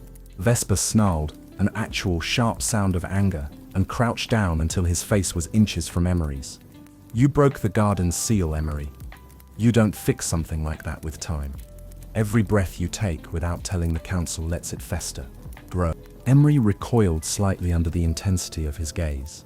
"But if they know," he whispered, "they'll exile me. Or worse." Vesper's golden eyes narrowed. "Maybe, but if you stay silent much longer," he looked toward the dark, restless trees. "The garden will make that decision for you." Emery's chest ached with the impossible choice laid before him. Confess and be cast out, abandoned, or stay silent and risk bringing ruin down on the only place he had left. Because the truth was, as much as Emery missed home, he had started to love the garden. Its wonder, its impossible beauty, its strange, fierce life, and even its dangers. It had become a part of him, and now, because of his own reckless curiosity, he might lose it forever. A soft chime rang through the hollow, the council's summons. 3 notes, deep and clear, vibrating through the ground itself. The council had felt the disturbance. They were calling all the newcomers and guardians together. Vesper stood, brushing moss from his fur. "They're waiting." Emery stood slowly, his legs trembling. The two walked together in silence through the uneasy woods, weaving between sullen trees and shivering vines. At the center of Roost Hollow, beneath the ancient wellspring tree, the guardians waited. Mistress Kayla stood tall and still, her snowy wings folded tightly against her back, her sharp eyes glinting in the pale light. Master Thalis shifted slowly beside her, the glow of his shell dulled, his gaze heavy with unspoken sorrow. Shade lounged atop one of the twisted branches, his constantly shifting fur darkened to a deep, near-black purple. His green eyes gleamed in the shadow. Around them, the other newcomers and garden creatures gathered in tight, nervous clusters, whispering to one another. As Emery stepped into the clearing, all eyes turned to him. He felt it, the shift in the air, the tightening of the garden's breath. It knew, they all knew. Mistress Kayla's voice rang out, cold and clear. "Something has broken." Master Thalis rumbled. The roots tremble. The wellspring weakens. Shade's smile was thin and dangerous. "The garden is bleeding." Kayla's sharp gaze locked onto Emery. "And it began," she said, "when a forbidden thing was touched." The world seemed to narrow, the circle of light shrinking around him. Vesper's tail brushed lightly against Emery's hand, a brief, silent encouragement, but he didn't look up. Kayla stepped forward, her talons clicking lightly on the stone. "Emery Wren," she said, "do you have anything to confess?" The entire garden seemed to hold its breath. Emery's heart pounded so loudly he thought they must all hear it.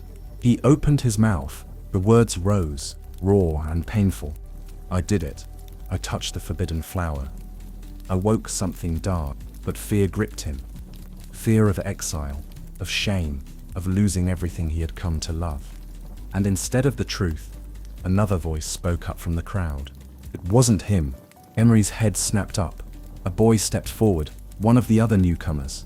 His name was Dane, a sharp-faced boy with quick hands and quicker eyes. Emery barely knew him, but he recognized the gleam in Dane's eye. "He was with me the whole time," Dane said smoothly. "You're looking at the wrong person." A ripple of shock ran through the gathering. Mistress Kayla's feathers rustled in suspicion. Shade's smile widened, sensing the lie. Master Thallus's eyes narrowed sadly, but no one immediately moved to correct Dane. And in that stunned silence, Emery saw an opening, a way to hide, to be safe, to stay. His mouth stayed closed. He said nothing. The council retreated to deliberate, their forms disappearing into the roots and mist, leaving the newcomers in a state of suspended, anxious waiting. Vesper rounded on him the moment they were alone, his fur bristling with anger. "You let him lie for you," Vesper hissed. "You let it fester." "I had no choice," Emery said miserably. "If they knew they'd—" "You had a choice," Vesper interrupted, voice sharp. "You just chose the wrong one." He stepped back, looking at Emery with something close to heartbreak. "You betrayed the garden's trust, and you betrayed your own heart." Vesper shook his head slowly. "I hope you're ready to face what's coming." He turned and stalked off into the woods, his tail lashing. Emery stood there, hollow and shaking. He had stayed safe. He had kept his place. But somehow, it didn't feel like victory. It felt like rot spreading inside him. And in the deep places of the garden, where the black vines writhed unseen, something stirred, stronger now, more awake, fed by his silence. Chapter 14. The Awakening of the Deep. It began with a tremor underfoot, a subtle shiver, like the twitch of some vast sleeping creature far beneath the garden's roots. At first, no one noticed. The lanterns bobbed in the hollow, as they always did. The trees rustled gently in a non-existent breeze. Life on the surface went on, but the tremors deepened. That night, as Emery lay sleepless in his hammock, the ground beneath Roost Hollow gave a deep, shuddering sigh, and every lantern above the village guttered and dimmed, their warm golden light flickering a sickly blue. He bolted upright, heart hammering. He wasn't the only one. From other huts, other nests, came frightened cries. Figures stumbled out into the clearing, bleary and confused. Vesper was there, standing on the bridge between two huts, his fur bristling with tension, his nose twitching furiously. Another tremor rumbled up from the ground, stronger this time, rattling the roots and sending a chorus of groaning creaks through the trees. The garden was waking, but it was not the garden Emery had first fallen into. Vibrant, welcoming, wild. It was something else, something darker. Mistress Kayla shot into the clearing in a flash of pale wings, her face grim. Master Thallus lumbered into view moments later, the glyphs on his ancient shell glowing faintly with protective magic. Even Shade appeared, his shifting fur dark and heavy as he prowled the treetops. His green eyes narrowed. The guardians gathered the newcomers quickly, herding them into a tight knot at the center of the hollow. "You must stay together," Mistress Kayla barked, voice cutting through the rising panic. "Stay close to the wellspring." "But what's happening?" cried one of the newcomers, a girl with hair like dandelion fluff. "The roots are disturbed," Thallus rumbled, his voice filled with deep sorrow. "Something stirs beneath us, something that should not." Emery felt sick. He knew it was because of him, because he had touched what he was forbidden to touch, because he had stayed silent. Another tremor shook the hollow, stronger than before, and a sharp crackling sound filled the air, like branches snapping under impossible strain. From the forest edge came a low, deep sound, not a roar, not a growl, but something worse, a groaning, creaking breath. Vesper appeared beside Emery, his golden eyes fierce. "It's coming," he said. "We need to move." "But the council said," Emery began. "The council's plan was for yesterday," Vesper snapped. "Today, it's survival." A sickening crack split the air. The ground near the edge of the hollow ruptured, and from the wound spilled black vines, thick as a man's leg, twisting and writhing, their thorns glinting like blades. The vines moved unnaturally fast, snaking across the ground, seeking, searching. One of the newcomers, Dane, the boy who had lied for Emery, stumbled too close. Before he could scream, a vine wrapped around his leg and yanked him off his feet. Emery lunged forward instinctively, grabbing Dane's arm. For a heart-stopping moment, he pulled, the vine pulling one way, Emery the other. Their eyes locked. Emery saw the raw terror there, And worse, a glimmer of understanding. "This is your fault," the vine yanked harder. Thorns sliced into Emery's skin, drawing bright lines of blood. With a cry, Emery summoned all his strength and pulled harder than he thought he could. There was a sharp snap, and the vine split. Dane tumbled free into the dirt, panting and sobbing. Around them, the hollow descended into chaos. The black vines spread faster now, cracking through the earth, lashing out at anything that moved. The trees fought back, their branches lashing, their roots thickening and twisting to shield the roosts. Flowers flared brightly, releasing clouds of shimmering spores in defense. But it wasn't enough. Whatever had woken beneath the garden was too strong, too old, too angry. "Run," Vesper shouted, grabbing Emery's arm. The newcomers broke apart, scattering into the forest under the Guardian's shouted orders. Mistress Kayla and Master Thalas held the clearing as long as they could, the heron summoning razor-edged winds with the beat of her wings, Thalas smashing vines with the force of a living mountain. Shade flitted through the branches, striking and vanishing, a streak of dark fire, but even they couldn't hold forever. Emery and Vesper raced through the tangled woods, the ground cracking and shifting under their feet. The trees groaned and cried out around them, the very bones of the garden rebelling against the corruption spreading through its roots. The familiar paths twisted in new, dangerous ways. At one point, a bridge of vines that Emery had crossed 100 times before now curled into a giant mouth, snapping shut as they leapt clear. At another, a pool of clear water turned to black sludge, bubbling hungrily. The garden was losing itself, being devoured from within. They stumbled into a small glade, panting and bruised. For a brief moment, there was silence. Emery collapsed to his knees, gasping. Vesper paced in tight circles, ears flattened, tail lashing. "This isn't just a disturbance," a fox growled. "It's a breach.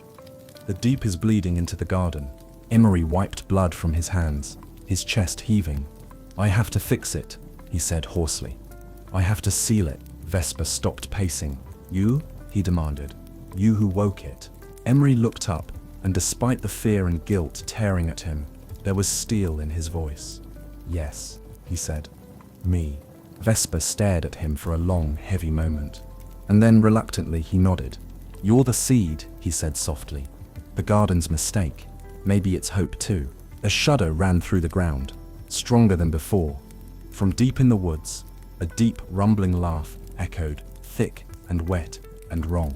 The thing beneath the garden was no longer simply stirring. It was awake, and it was coming. Vesper crouched beside Emery, his golden eyes burning bright. "Then listen, Emery Wren," he said. "If you want to survive, if you want to save this place you love, you have to be ready." "Ready for what?" Emery whispered. Vesper's teeth gleamed in a fierce, terrible smile. "To give up everything." Above them, the garden's false stars flickered, and one by one began to go dark. Chapter 15. A race against time.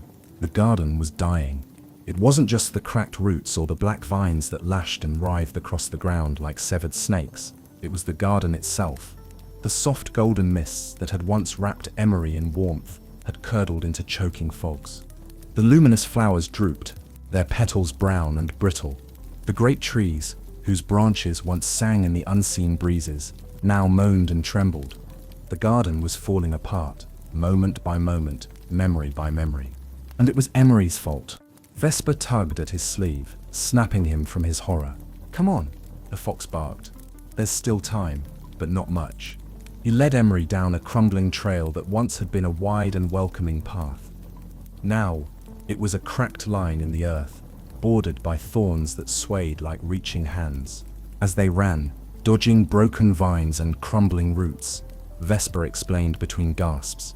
"The breach can be sealed, but only from inside." "Inside?" Emery panted, dodging a clawing root. "Inside the wellspring," Vesper said grimly. "The heart of the garden. If you plant something strong enough into the wellspring's core, it might force the deep back down." "What do you mean, plant something?" Vesper skidded to a stop near a gnarled oak whose bark was blackening rapidly. He turned, golden eyes hard. "You," he said. "You must plant yourself." Emery staggered back, nearly tripping over a root. "What?" You touched the forbidden flower, Vesper said. You woke the deep. The garden's mark is all over you now. Your memory, your soul, your very being is entangled with it. Vesper stepped closer, fierce and desperate. If you plant your soul into the wellspring, it'll weave your memory into the garden's roots. You'll become a new seed, a new guardian, strong enough to push the deep back. Maybe forever. Emery shook his head. The world, spinning. You're saying I'd become part of the garden. You wouldn't die, Vesper said. Not exactly, but you wouldn't be you anymore either. You'd be memory, song, root. The fox's voice dropped to a whisper. Emery Wren would be a story the garden told itself. A terrible silence fell between them. Above, the false stars guttered and failed, plunging parts of the sky into darkness. From far off, a new roar, the sound of cracking stone and splintering wood, thundered through the bones of the world. The deep was tearing its way free. Emery clutched at his satchel, the old worn fabric now torn and damp. Inside, his father's compass rusted now, the needle spinning uselessly, rattled against the last dry crust of the bread he had brought from home. Home, his parents. The oak tree outside his window, the old fields glowing golden in the sunset. Would he ever see them again? Could he even remember them once he was part of this place? He stared at Vesper, heartbreaking. There's no other way? Vesper's voice was rough. If there was, I'd drag you to it. Another quake rocked the ground. Trees split open, and a foul black mist hissed from their wounds. Some of the newer arrivals, the other children Emery had met, cried out in terror as the very ground buckled under them. A choice. It had always come down to a choice. Emery thought of Neri, the lost girl in the grove of stones, her sad, starry eyes urging him to remember who he was. He thought of Shade's warning, the garden tests. He thought of the thorn gate, pulsing with hunger. And he thought of the garden, not the corrupted nightmare it was becoming, but the garden as he had first found it, alive, wild, beautiful. He straightened slowly, squaring his shoulders despite the fear screaming through him. I'll do it, he said. Vesper's tail drooped slightly, as if a weight he hadn't wanted to place had finally landed. You're sure? Emery nodded. If I don't, there won't be anything left to save. Vesper gazed at him for a long moment, and then, very softly, he bowed. Then come Emery Wren, he said. The wellspring awaits. Together, they plunged into the dying heart of the garden. The journey was chaos. The closer they got to the wellspring tree, the worse the garden's collapse became. Paths twisted back on themselves. Vines clawed at their ankles. Broken flowers wept black tears into the soil. Above, strange shapes flickered through the ruined constellations, shadows of things that should not exist. They crossed a river that had turned to a sluggish black ooze. They clambered over shattered stone bridges and waded through fields, where the grass bit at their legs. Several times, other creatures stumbled across their path, some twisted by the spreading corruption.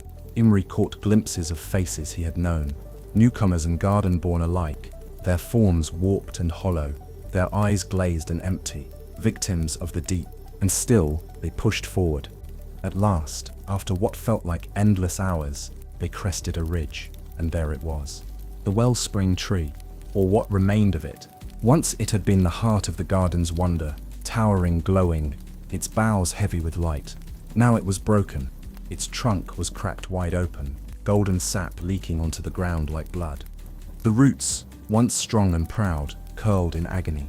The well at its base, the living heart of the garden, boiled and churned, black vines writhing across its surface. The deep had reached it. Emery's breath caught. This was it. No more running, no more hiding. Vesper gripped his arm. You have to act now, he said urgently. Before the wellspring is lost entirely, Emery stepped forward, the earth trembling beneath his feet. The corrupted vines hissed and lashed toward him, but they recoiled at the last moment, unable to touch him. The garden still recognized him. He knelt at the edge of the wellspring. The silver spiral mark, the one burned into his palm back in the foundations, flared to life, shining with a pure, defiant light. Emery placed his hand against the boiling, churning heart of the wellspring. A jolt of pain lanced through him, not physical pain, but a tearing, soul-deep ache, as if something inside him was being uprooted. Memories flared through him in a torrent. His mother's laughter, the smell of rain on the fields, the rough bark of the oak tree under his fingertips, the leap into the crystal lake, the first glimpse of the garden blooming around him.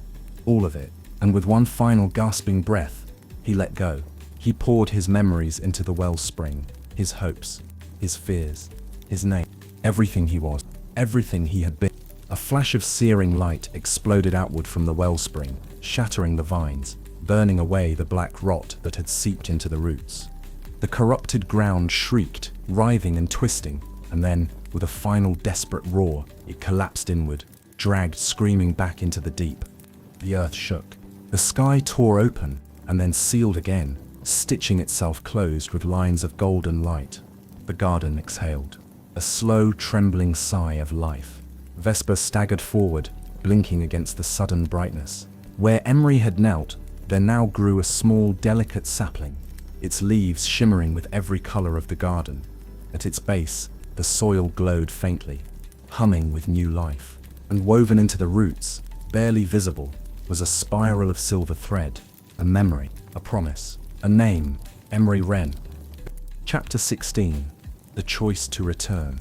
The garden was still. For the first time in what felt like days, or years, or centuries, time was nothing here. The wind didn't carry screams or groans. The trees stood tall again, their twisted trunks uncurling like waking giants. Flowers blinked open, water began to sing in the rivers once more. The deep was gone, not destroyed. That was impossible. But sealed again, banished, buried beneath the roots of the world, by a soul strong enough to hold it back. Vesper sat beside the wellspring tree, his normally twitching tail still for once, his fur singed and damp. He stared at the little sapling growing where Emery had been, a slender, silver-streaked shoot, barely knee-high.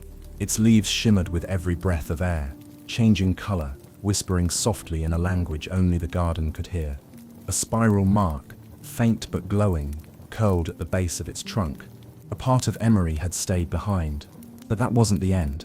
The light around the sapling thickened, and the garden's hum deepened, resonating in the bones of the trees and the soil beneath them. Vesper's ears perked up. The wellspring was doing something. No, it was deciding something. The ground beneath the sapling pulsed with energy, and a single flower unfurled from one of its curling branches. From the bloom, light poured out.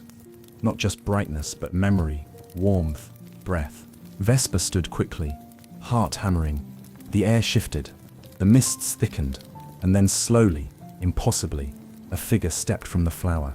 Emery, not entirely the same. His skin shimmered faintly with threads of green and silver. His eyes glowed with the quiet luminescence of the wellspring. But it was still him, still Emery Wren. He looked down at his hands, breathing heavily, disoriented but whole. Vesper blinked once, then let out a sharp bark of disbelief and joy. "You're back?" Emery swayed, catching himself against the newly grown sapling.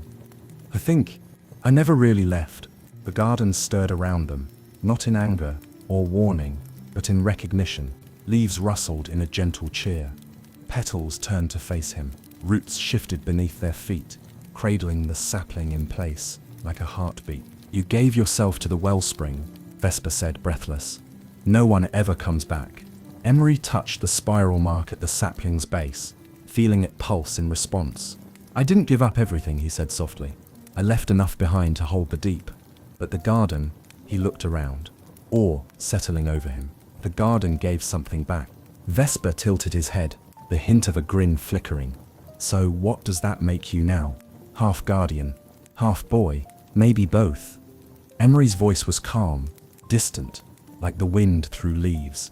Maybe something in between. For a long moment, they stood together in the soft new light of the healed garden. Then Vesper's expression turned serious. "You know what this means, right? You're tied to this place forever now. Even if you left, it would pull at you. You've rooted yourself here." "I know," Emery said. "But, do you want to leave?" Emery didn't answer immediately. He turned, looking out over the garden, at the restored glades, the rivers returning to clarity, the lantern birds taking flight again. The wounds were healing, slowly, but he thought of home, the scent of warm bread in the kitchen, the wooden floor under bare feet, his father's old compass, the things he had clung to, the memories he had poured into the wellspring. Could he still go back? Would time have moved forward? Would they even remember him? Would he remember them in the same way? The garden pressed close, as if listening, and from deep within the trees came a gentle rustle, not a command, not a demand, a question. Do you wish to return? Emery's heart ached. Both options held a terrible beauty. If he stayed, he could grow, protect, guide, maybe even help others like him. If he left, he could return to the world that had shaped him, flawed and fleeting. But he looked at Vesper. If I go, he asked, will the garden forget me? Vesper's smile was gentle. No, you're part of its roots now. It will remember. And if you need to return, he motioned toward the wellspring. It'll find a way. Emery nodded slowly, and then, without ceremony, he stepped toward the tree and laid his palm flat against the sapling's spiraling trunk. The garden responded. Light bloomed around him again, the same silver-blue glow that had birthed him back into form. But now it lifted him upward, gently, like mist caught in a rising current. He looked down at Vesper. The fox was smiling, a real smile this time, eyes soft. Take care of yourself, Leafhead, Vesper said. Emery grinned. Try not to get yourself tangled in a root storm while I'm gone. And with that, he vanished into the light. He broke the surface of the lake, gasping, limbs flailing, lungs aching, and for one dizzying second, he thought he might drown. But the water was clear, the same impossible glass of the day he had entered it. He kicked upward, burst through the surface, and found himself in sunlight. Real sunlight, under a sky of blue, not swirling mist. The crystal lake sparkled like nothing had ever touched it. He dragged himself to the shore, collapsing into the warm grass, breathing air that was dry and unfamiliar. Everything smelled too sharp, too fast. Birdsong rang in the trees. Distant voices called across a field. Renford, home. He sat up, still blinking, still half expecting the garden to pull him back down. But it didn't. It let him go. In his hand, still warm from the light, he found a single glowing leaf. Not from any tree in Renford, but from the wellspring sapling itself. It pulsed once, gently, like a heartbeat. A promise. The garden remembered him. And he somehow, impossibly, still remembered it. Chapter 17, Seeds of Farewell. The village of Renford had not changed. The cottages still leaned gently into the curves of the hills, their stone walls softened by moss and time. Smoke curled from familiar chimneys. The scent of baking bread drifted across the fields. Somewhere, a dog barked lazily. The world Emery had left behind welcomed him, without fanfare, as though no time had passed at all. But Emery had changed. He walked slowly down the dirt road that led into the village, shoes soaked from the lake, his clothes still clinging to him like remnants of a dream. The leaf from the garden pulsed faintly in his pocket, a secret warmth against his heart. He felt taller, not in body, but in presence, as though something ancient stood inside his skin now, watchful, rooted. No one seemed to notice. A pair of children ran past him, giggling, chasing a butterfly. An old woman carrying a basket of apples nodded at him politely as she passed. A farmer lifted a hand in lazy greeting from his cart. No wide eyes, no gasps of disbelief, no cries of "Emery Wren, where have you been?" It was as if he had never left. Emery frowned slightly. Had the garden folded time, somehow? Had mere moments passed here, even as days, or longer, had unwound beneath the lake? He reached the doorstep of his home and hesitated. Then, heart thudding, he knocked. Footsteps inside. A pause. The door creaked open. And there she was, his mother, apron dusted with flour, her hands still damp from washing berries. Her eyes met his. For a breathless second, Emery braced for her to gasp, or faint, or at least shout. Instead, she smiled gently, like one waking from a long nap. "Emery," she said, as if his name were a flower blooming in her mouth. "You've been out so long. Did you find what you were looking for?" Emery's heart ached with something he didn't yet have words for. "Yes," he said softly. "I did." His father appeared behind her, wiping his hands on a rag. His gaze settled on Emery and warmed with the quiet pride Emery remembered from 100 soft, steady moments. "Come in then," he said. "Dinner's nearly ready." It was all so normal, too normal, as if the garden had pressed gently on this world's memory, smoothing out the sharp edges of his absence like fingers smoothing cloth. His room was untouched. The old books stacked by the window, the half-carved walking stick leaning against the wall. Even the boots he'd kicked off the day he left still sat near the hearth, as if waiting. That night, Emery lay awake in his bed beneath the eaves, staring up at the familiar knot in the ceiling beam. The garden hummed inside him, soft and slow, and ever-present. He dreamt of vines whispering his name, of the wellspring tree glowing in starlit darkness, of Vesper sitting alone beneath the branches, waiting.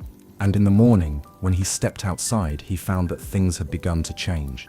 It started small, a sprout in the garden that shimmered faintly under moonlight. The old oak behind the school bloomed out of season, its bark traced with a silver spiral no one else seemed to notice.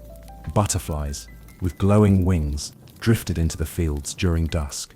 People began speaking of strange dreams of vast forests and floating lanterns and animals with voices. And always, when they woke, a sense of something calling. Emery watched quietly. He understood.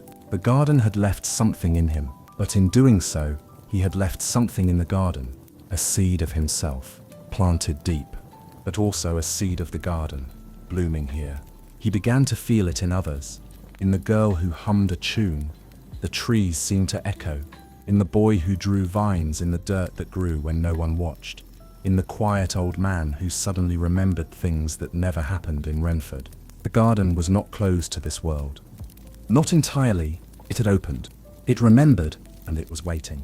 One evening Emery sat at the edge of the lake again, watching the surface ripple under the setting sun. He held the garden leaf in his hand. It no longer glowed, but it was still warm.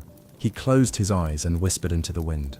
Thank you, for the danger, for the wonder, for the lesson, for the name he now carried not just as a boy, but as a keeper of something vast and wild. He had not become root or stone, or flower, but he had become something else. A guardian, a memory, a bridge. Behind him, the village carried on. Laughter, light, footsteps on stone.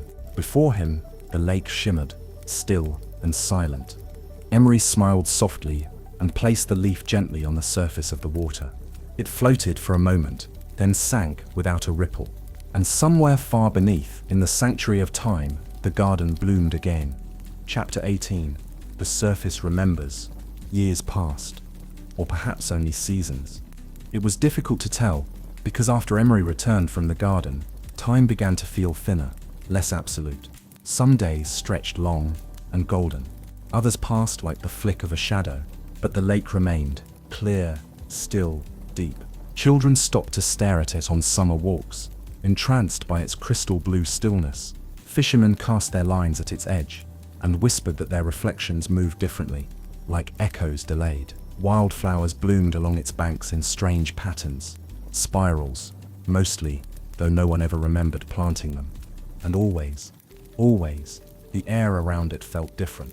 Alive, Emery grew, slowly, into a young man.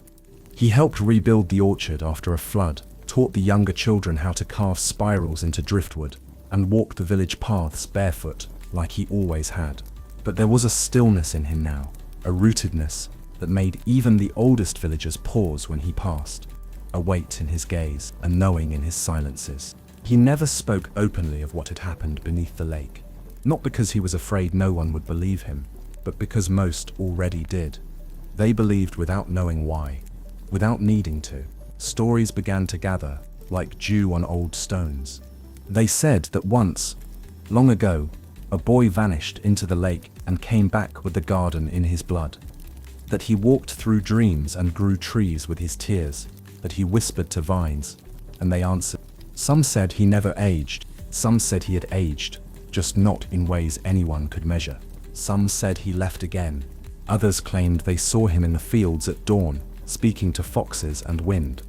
Emery let the stories grow like wildflowers, unpruned, uncorrected, because that too was part of the garden now. It was not his alone to carry. It never had been. One day, many years later, a girl named Nella came to the lake. She was curious, too curious. Her grandmother always said, with twigs in her hair and dirt under her fingernails. She asked too many questions, spent too long staring into puddles, and once swore she saw a turtle blink at her like it understood. On this day, she knelt at the edge of the water and peered in. The lake reflected her perfectly, but as she watched, the image rippled. Not from wind, not from her breath, from something else. She leaned closer. There, just below the surface, a shimmer, a flicker of something, a spiral made of light. Nella blinked. Then, impossibly, the spiral blinked back. A soft wind stirred the trees. The grass around the lake swayed gently, and from somewhere deep below, so faint it might have been imagined, came a hum, a memory, a name. Wren. Nella smiled, though she did not know why. She stood and walked home, her bare feet quiet on the soft moss.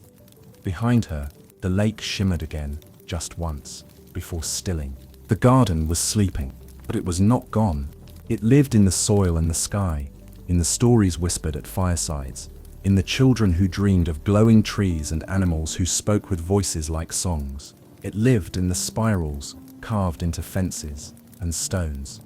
It lived in every curious heart that felt the tug of something deeper, older, waiting, because the garden remembered, and the surface, the waking world above, remembered too. Not as a fact, but as a feeling, a story you couldn't forget, even if you never heard it. A dream passed down in roots and wonder. And somewhere far beneath the lake, in a place where time moved gently and memory never faded, a sapling still grew, strong and quiet. Its leaves shimmered, its roots reached deep, and at its base, a spiral glowed, softly, waiting. The end. Thanks for spending this quiet time with me here at Sweet Dream Storytelling. I hope you're feeling relaxed, peaceful, and ready for a restful sleep. As we say goodnight, let the calm background music guide you gently into dreamland. Sweet dreams. Before you go, don't forget to like the video and subscribe. And until next time, rest well.